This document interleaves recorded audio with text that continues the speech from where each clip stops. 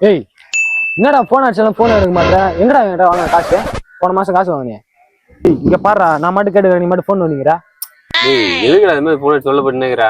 நான் தான் காசு தரேன்னு சொல்லிங்கல்ல ஒரு மாசத்துக்கு அப்புறம். சும்மா போன் அடிச்சுருந்தா நீ காசு வாங்கி 1.5 மாசம் ஆகுது, காசு ஒன்றும் தரல.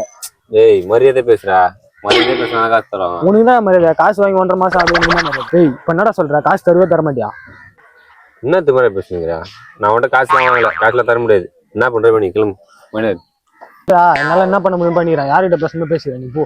ஏய் போடா. நீங்க வந்தா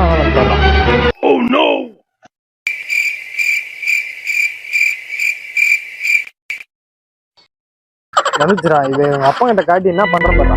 அப்பா அப்பா என்னப்பா உன் பையன் என்ன பண்ணா தெரியுமா உனக்கு?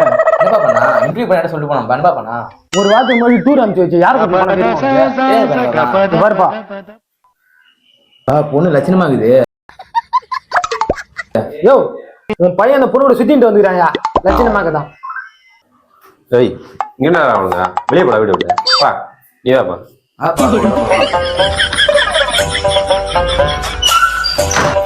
ஐயோ அப்பா அப்பா